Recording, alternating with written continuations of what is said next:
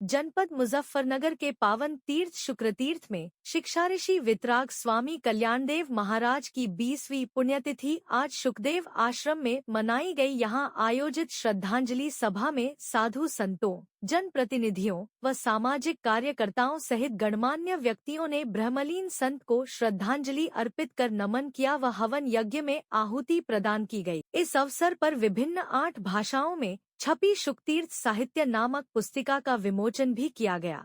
महाभारत कालीन तीर्थ नगरी शुकतीर्थ के जीर्णोद्धारक, सैकड़ों शिक्षण संस्थाओं के संस्थापक, पद्म श्री पद्म भूषण से सम्मानित आध्यात्मिक संत स्वामी कल्याणदेव महाराज की पुण्यतिथि रविवार को श्रद्धा पूर्वक मनाई गई। ब्रह्मलीन संत के परम शिष्य व शुकदेव आश्रम के अधिष्ठा स्वामी ओमानंद महाराज ने गुरु पादुका पूजन कर समाधि पर पुष्पांजलि अर्पित की तथा आयोजित हवन में मंत्रोच्चारण के बीच आहुति दी गई। श्रद्धांजलि सभा में स्वामी ओमानंद ने कहा कि स्वामी कल्याणदेव ने कहा कि 1876 में जन्मे महान संत में 3 सदियों के बड़े समय अंतराल व बड़े परिवर्तन के साक्षी रहे हैं। सैकड़ों शिक्षण संस्थानों में आज हजारों छात्र अध्ययन कर देश विदेश में सफलता के आयाम स्थापित कर रहे हैं। यहां पहुंचे बिजनौर सांसद चंदन सिंह चौहान ने कहा कि शुकतीर्थ, हस्तिनापुर, विदुरकुटी जैसे धार्मिक स्थल उनकी लोकसभा क्षेत्र में है, यह सौभाग्य की बात है।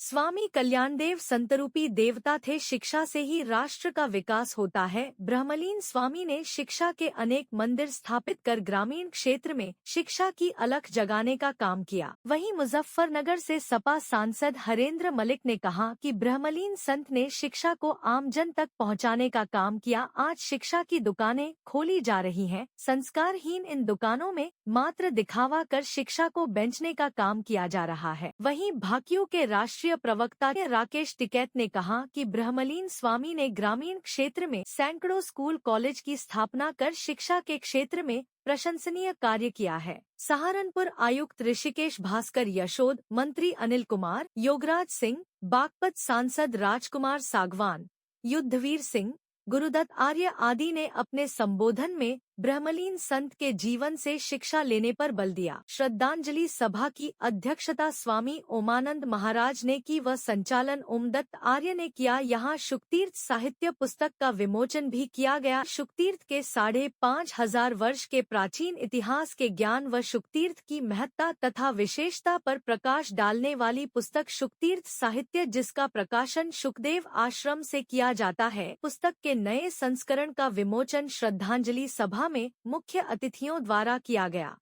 देखिए, ये सुखदेव आश्रम तो ऐतिहासिक है ही, पर जिस महापुरुष का आज बरसी है वो शिक्षा ऋषि है।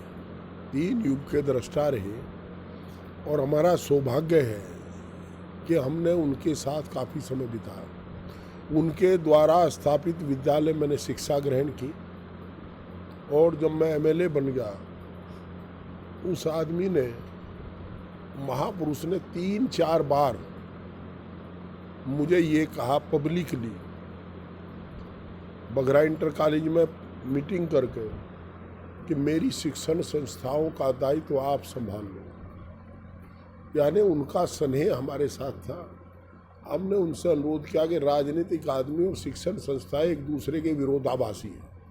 मैं राजनीति में मैनियर, यहाँ तो अभी वो लोग हैं जिन्होंने मुझे पढ़ा है, तो उनका आशीर्वाद हमें लंबे समय तक मिलता रहा।